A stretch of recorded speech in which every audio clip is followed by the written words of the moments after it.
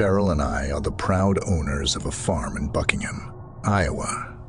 Our primary crop is corn, and this particular incident occurred in August of 2018 on a slightly rainy evening. Having spent our entire lives immersed in farm life, it's fair to say that this lifestyle is our comfort zone. Given the expansive nature of Iowa's farmlands, there is a noticeable dearth of neighbors. Our closest ones, George and Kenny, reside roughly half a mile away in opposing directions. As fellow farmers, our interactions are almost like a matter of course. Such proximity fosters friendships, and it's quite common for us to entertain each other at our respective homes. This narrative takes place on an otherwise uneventful weekend night. George and his wife joined us for a social gathering at our place, during which board games and a generous amount of alcohol were enjoyed. As the clock neared 11, our friends headed home.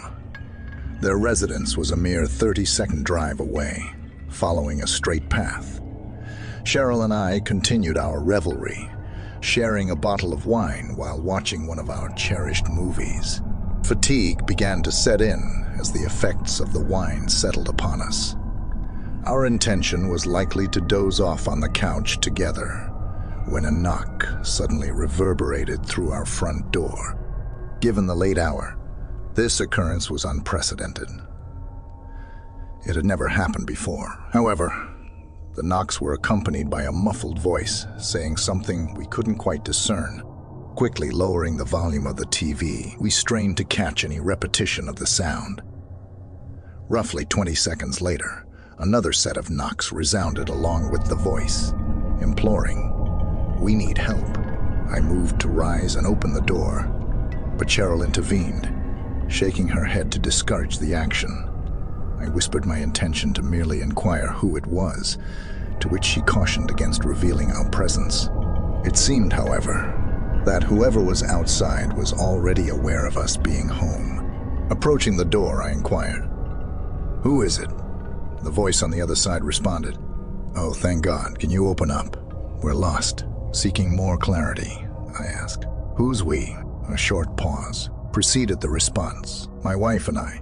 Instincts began to stir within me, as I sensed that something might be off about the situation. The voice seemed slightly altered, as if an attempt was being made to alter its pitch.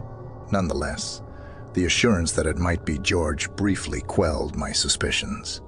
I chuckled, suggesting, "George, is that you?" Considering George's playful nature, especially when he's had a few drinks, this scenario was not entirely implausible. The voice replied with an affirmative. "Yeah," albeit with a deeper tone now. A hint of relief washed over me, believing it was indeed George. Despite this, I refrained from opening the door immediately, choosing to confirm before taking any action. The significance of someone knocking on our door late at night in this secluded area began to weigh on me. It was atypical and triggered a sense of caution. I decided to test the veracity of the claim and said, "Prove it. What's your wife's name?" The response came, That's a trick question. That's a trick question." At this point, my anxiety escalated, as the voice's cadence and intonation seemed increasingly disconcerting. Recognizing the potential danger, I excused myself to call George, who had left recently. Cheryl echoed my concern, urging a call to the police. George answered after a few rings, and I promptly inquired, "Are you at my front door right now?" His denial relieved me as I conveyed the unnerving situation unfolding on our porch. George assured he would hurry over, and the call concluded. It's crucial to note that, during this exchange, we were all still inebriated from earlier activities. Knocking on doors late at night in our remote locale was inherently suspicious, and we realized the gravity of the situation. Aided by the influence of alcohol, fear began to mount. The knocking at the door persisted, and I sternly declared, "I have a shotgun waiting for you if you don't leave here now." The response now delivered more menacingly, was, "We're just trying to use a phone. That's all we need." Cheryl dialed 911, a process that takes longer in these isolated surroundings. Meanwhile, we heard footsteps on the wooden deck encircling our house. Multiple sets of footsteps seemed to be present, stopping at one of our windows. This ominous tableau was intensified when one of them attempted to lift the window, which was obscured by closed blinds. Cheryl's scream echoed as she ordered them to leave us alone. I matched her outcry, yelling at the intruders to exit the premises or face the consequences. At this point, I finally realized the need to arm myself for defense. Racing upstairs, I retrieved my shotgun from the closet, a process that took just seconds. By the time I returned, George had reached our property, armed with his shotgun as well. As he recounted his experience upon arriving, he noted that he hadn't seen anything or anyone amiss. He stayed with us while we waited for a police officer to arrive. An officer eventually conducted a cursory inspection of the property, and the tension subsided for the moment. In the aftermath, we learned a valuable lesson and promptly installed security cameras on our premises, a measure that had previously eluded us. The chilling reality that dawned upon us was that a simple wooden door had been the sole barrier keeping the mysterious figures on our front deck from entering our home.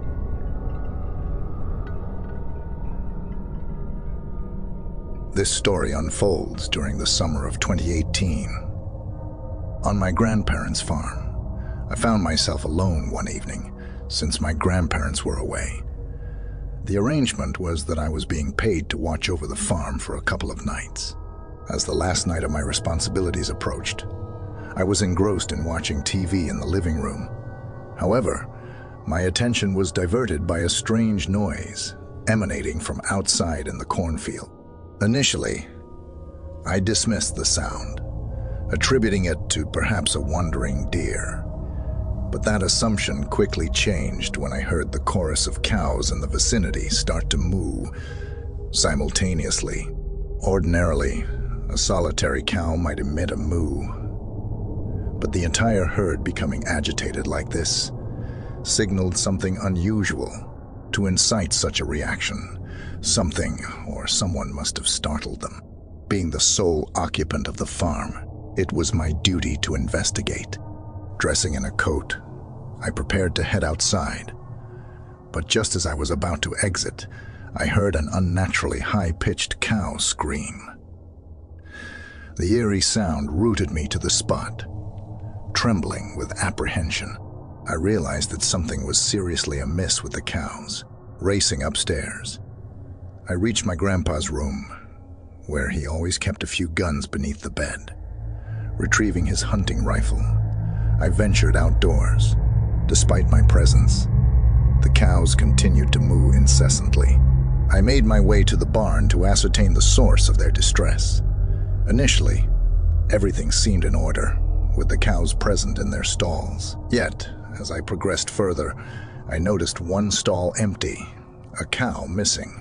This discrepancy puzzled me, as I was certain the cow had been tied there last I checked.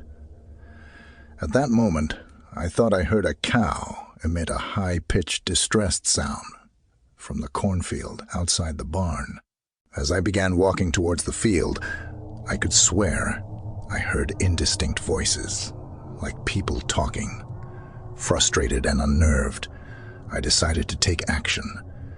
Firing 2 rounds into the air, I hoped that the noise would disperse whatever was unsettling the cows.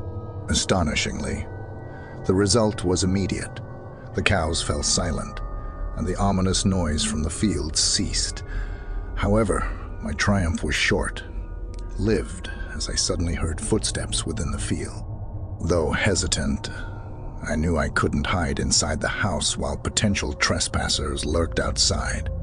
Equipped with a sense of responsibility and a borrowed shotgun, I ventured into the cornfield. The sound of multiple pairs of footsteps surrounded me, further escalating my anxiety. As I ventured deeper into the field, a chilling realization struck.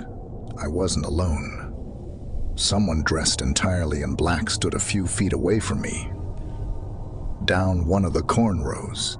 Raising my gun, I sternly commanded the figure to leave my property. Despite my unease, I was prepared to use force if necessary. However, the figure didn't retreat.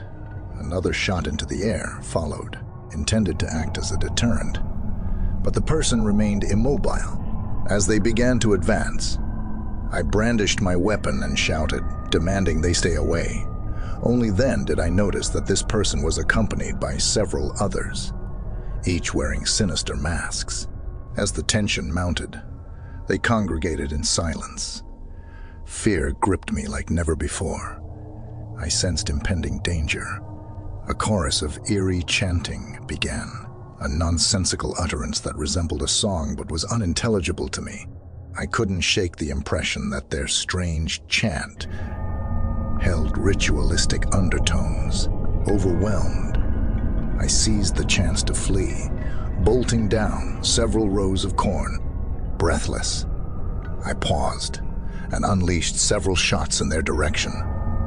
The ensuing cacophony of footsteps and rustling crops signaled that they were retreating. As I sprinted back to the farmhouse, I encountered something unsettling on the ground, a cow head encircled by candles. The sight overwhelmed me, prompting me to vomit once I was back inside. With trembling hands, I dialed 911 to report the incident to the police. While waiting for the authorities, I phoned my parents, explaining the ordeal and requesting them to pick me up. As I sat alone upstairs in my grandpa's room, the passage of time felt agonizingly slow. Relief washed over me upon hearing the arrival of a police car. Recounting the story to the officer provided a semblance of comfort, as did his subsequent search of the barn and a portion of the cornfield. However, the discovery of the cowhead confirmed that something sinister had occurred. My parents arrived, and in collaboration with the initial officer, we discussed the disturbing events that had transpired. Thankfully, my parents decided it was best to take me home. My grandparents responded with seriousness, promptly installing a high-tech security camera system across the farm. The motives of the mysterious group remained unclear, but their intentions seemed aligned with some form of animal sacrifice ritual. I couldn't help but feel haunted by the thought that, had I not been present that night, another unsuspecting soul might have fallen prey to their sinister deeds.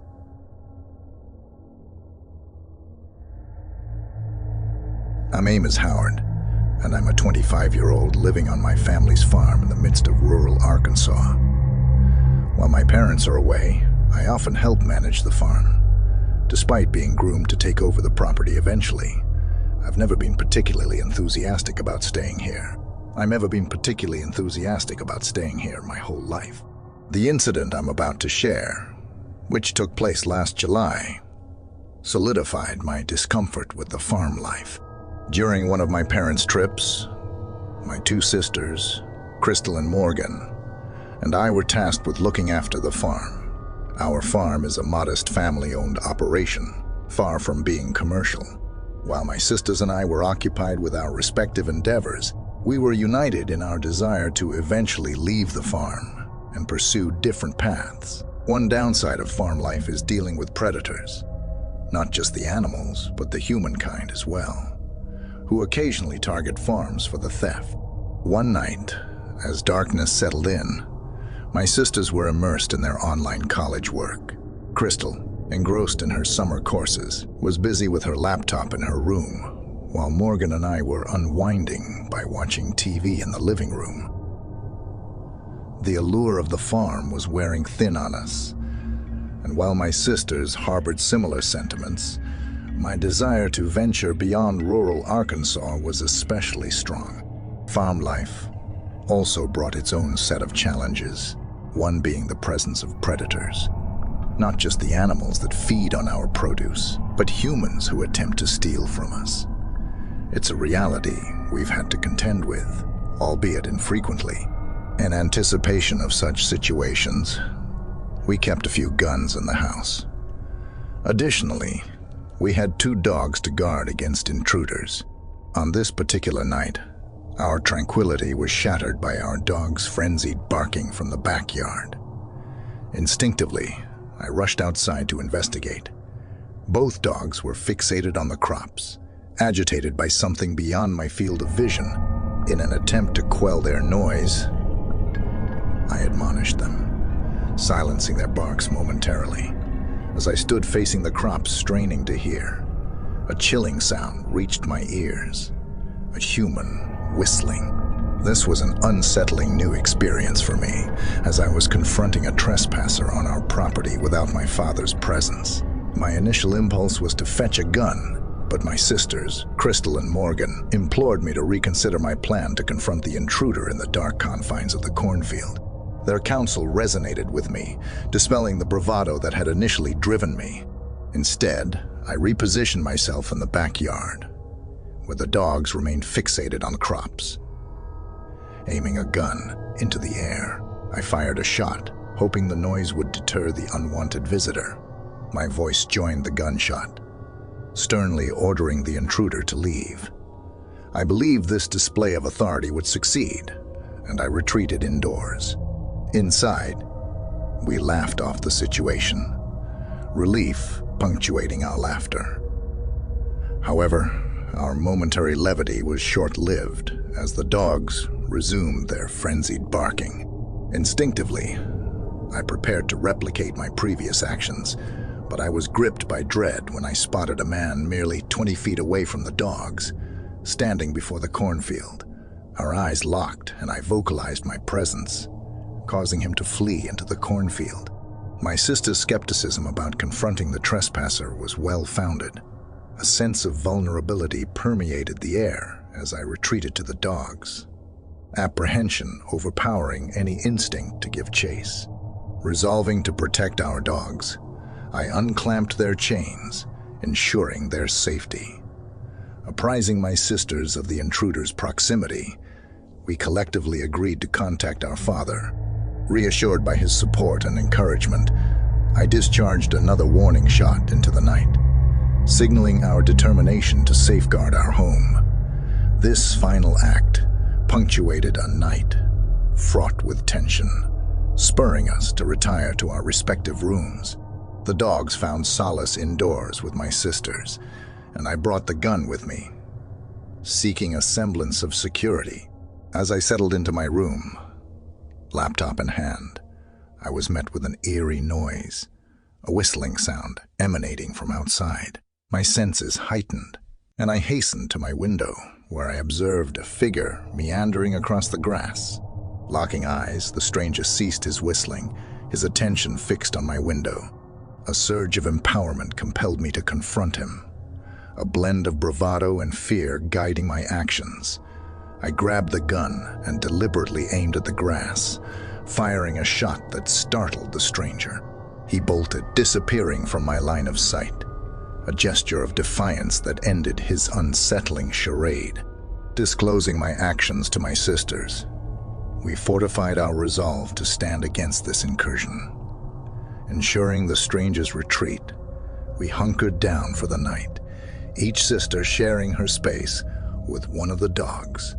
Despite the night's eerie events, sleep eventually enveloped us, a temporary respite from our fears. Morning dawned, bringing a renewed sense of calm. The strange interloper had not returned, reinforcing our collective belief that he had been dissuaded by our unwavering defense of our home. Though the mystery of his identity remained unresolved, we found solace in the realization that we had successfully safeguarded our family's farm, our shared sanctuary in the Arkansas wilderness.